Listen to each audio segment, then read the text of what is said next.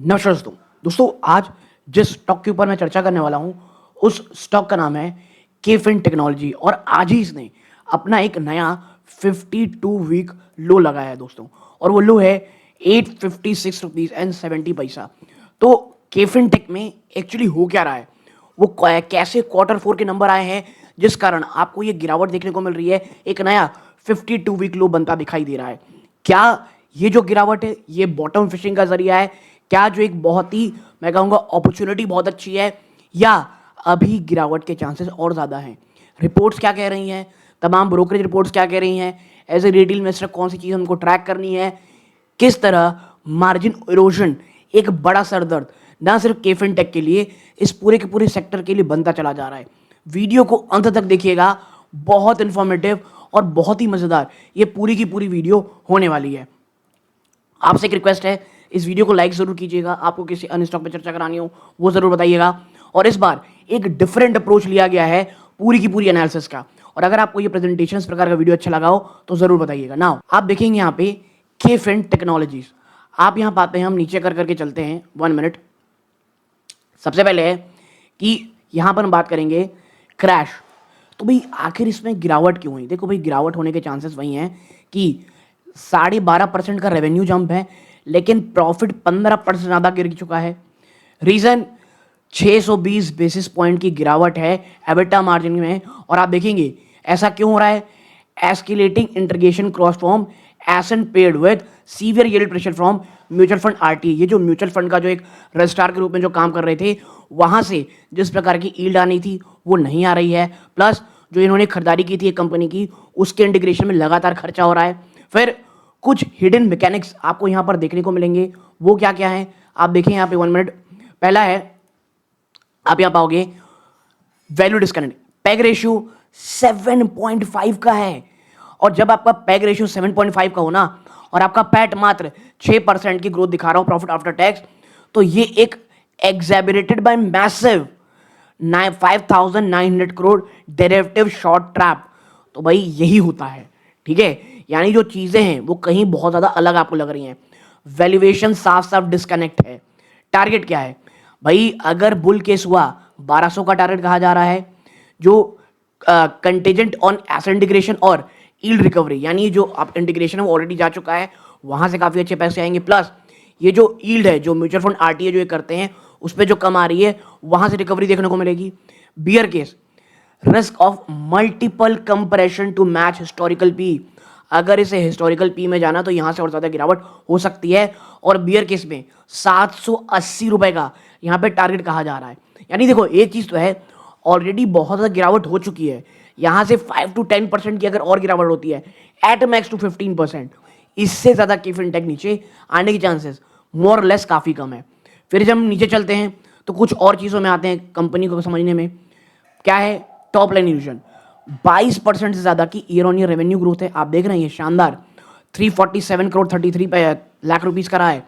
Bottom में reality क्या है, 4.5% ज्यादा की आपकी नेट प्रॉफिट की गिरावट है। जहां एक साल पहले आप 81 करोड़ 15 लाख रुपीस कमाए थे, आप यहां पर देखे हो इस बार आपने, माफ कीजिएगा, इस बार जो आपने कमाया है 81 करोड़ 15 लाख रुपए इस बार कमाया आपने, ठीक है। फिर अब जो हम नीचे चलते हैं, ये डेटा शायद गलत है, सॉरी फॉर दैट।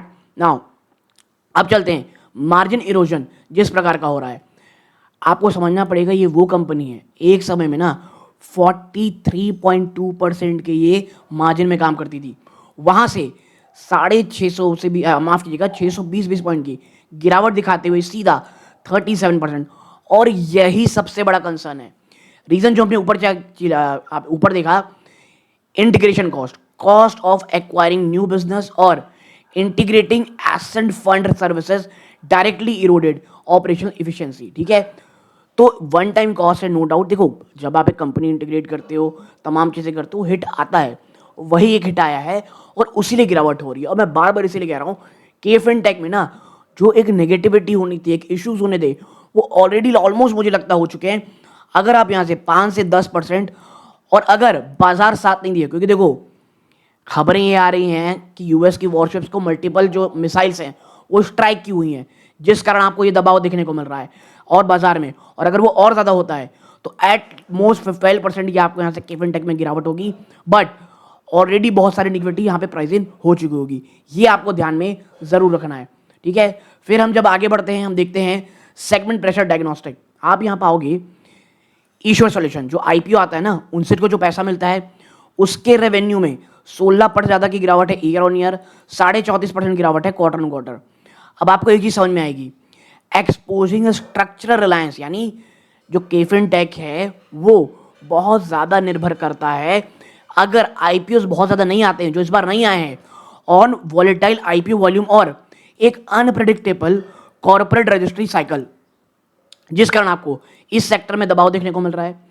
फिर ये म्यूचुअल फंड के जो आरटीए रजिस्ट्रार की तरह काम किया जाता है, तो यहाँ से भी यील्ड कम आई है, वो कम हो गई है क्योंकि प्रोडक्ट मिक्स का डिटोरिएशन हो रहा है। अ decisive shift in domestic financial flow towards lower yielding ETFs और मेटल बेस्ड इंडेक्स फंड, यानी इस बार हुआ क्या है, जो निवेशक हैं उन्होंने सबसे ज़्यादा खरीदारी एक्सपोजर कहाँ करते दिखाई दी है, लो यील्ड ईटीएफ्स, क्योंकि देखो ईटीएफ्स ज़्यादा आपको वैल्यू नहीं देते हैं, स्टॉक्स देते हैं, वो तमाम चीज़ें देते हैं, तो उसमें और कुछ मेटल बेस्ड ना इंडेक्स फंड में भी ज़्यादा खरीदारी, आप ज़्यादा मार्जिन होता नहीं है। तो ये दोनों चीज़ें ही मिल करके मार्जिन पूरी तरह से आपको इरोड करते हुए दिखाई दे रहे थे। फिर हम नीचे चलते हैं, hidden mechanism, the multiple disconnect. हमने ऑलरेडी ऊपर चर्चा की हुई है कि कैसे आपका जो वैल्यूएशन गैप है, क्योंकि आपका पैग रेशियो 7.5% का है और जो current profit after tax growth है वो 6% की है, तो जो ब्रोकरेज हैं वो अभी भी फंडामेंटल बुलिश है। मैं बार बार कह रहा हूँ केफिन टेक में कोई प्रॉब्लम नहीं है, लेकिन जो केफिन है ये करेंटली ऑलरेडी प्राइस इन कर चुका है हाइपर ग्रोथ के लिए, और अगर आप 6% पैड ग्रोथ दोगे, रेट मैथमेटिकली फेल करता है 7.5 की पैग रेशियो को दिखाने के लिए, और ये क्रिएट करता है एक severe downside vulnerability until earning catch up to multiple.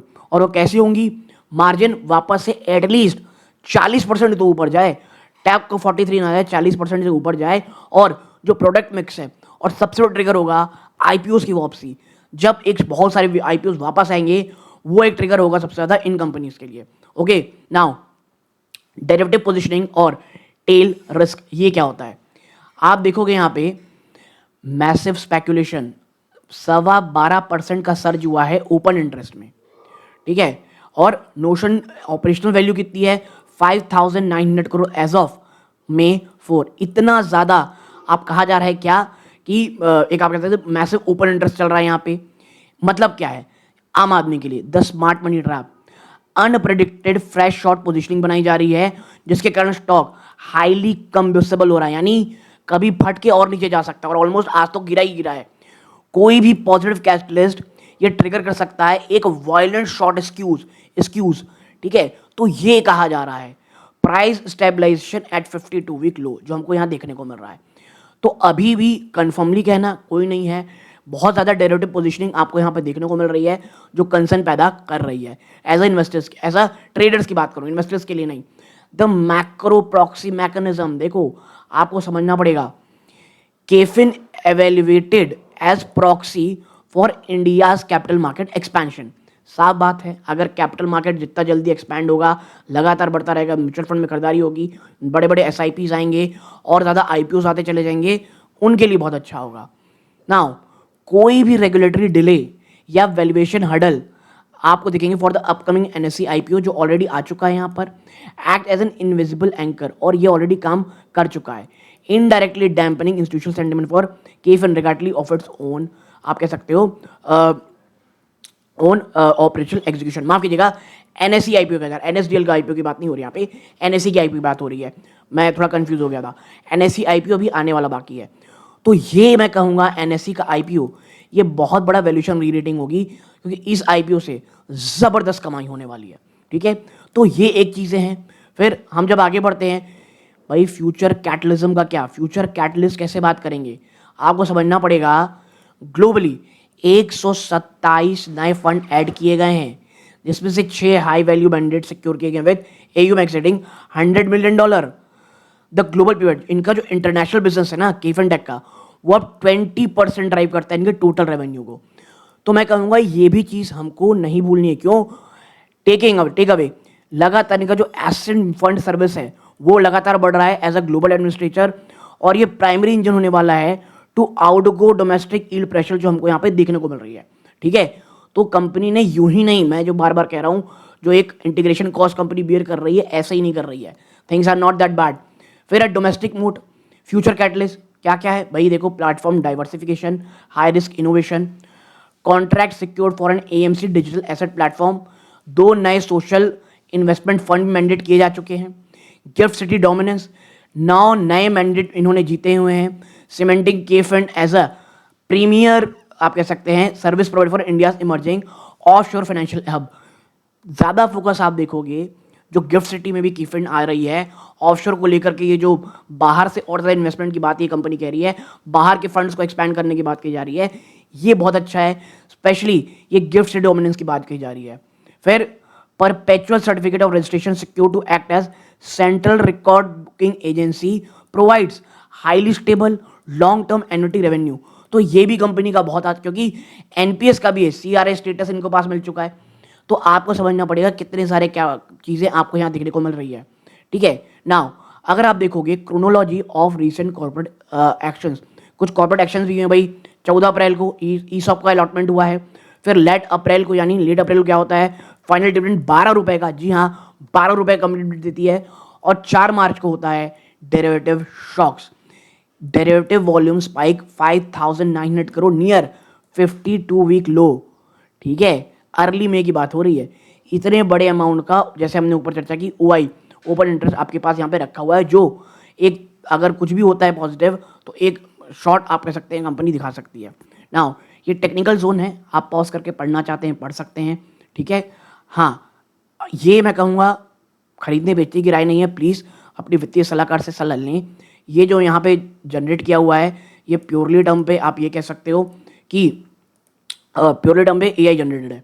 Now diagnostic matrix हमने ऑलरेडी यहाँ पे चर्चा की हुई, भाई क्या होगा बियर केस बुल केस। अच्छा मैं बता दूँ आपको, ये जो पूरा चीज़ है जो मैं आपके सामने प्रेजेंटेशन पुट ऑफ किया हूँ, ये ऑलरेडी एआई के थ्रू ही है, आप कह सकते हैं नोटबुक के थ्रू जनरेट किया है मैंने।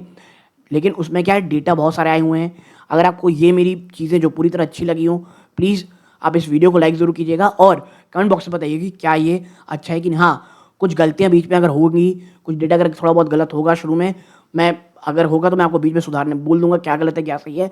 बट मोर और लेस चीज़ें मैं अभी भी इस प्लेटफॉर्म में इंटीग्रेट कर रहा हूँ। तो भाई फाइनल सिंथेसिस, तो चीज़ें क्या क्या है यहाँ पे आपको देखना पड़ेगा। माइलस्टोन पहला, एबिटा री एक्सपेंशन, मार्जिन को अब वापस आना पड़ेगा और एटलीस्ट 40% के ऊपर जाना पड़ेगा वाया इंटरनेशनल ऑपरेशंस को लेवरेज करते हुए। फिर दूसरा क्या है, the part two the 1200 bull case segment is entirely contingent on the margin recovery. मैं बार बार कह रहा हूँ मार्जिन, और सबसे बिजनेस कहाँ से आएगा, इंटरनेशनल से। फिर है दूसरा, जो domestic mutual fund RDA yield है उसे कम से कम अरेस्ट देयर स्लाइड, ये जो 3.2% की गिरावट हुई है उसे वापस स्टेबलाइज होना पड़ेगा इन द प्राइम मार्केट, और हायर यील्ड इक्विटी इनफ्लो यहाँ पर लाना पड़ेगा दोस्तों। ठीक है, तो ये पूरी जानकारी आप लोग शेयर करनी थी। अगर ये वीडियो अच्छा लगा हो प्लीज़ लाइक कीजिएगा, चैनल सब्सक्राइब जरूर कीजिएगा। ये इस वीडियो का अंत है। जय हिंद।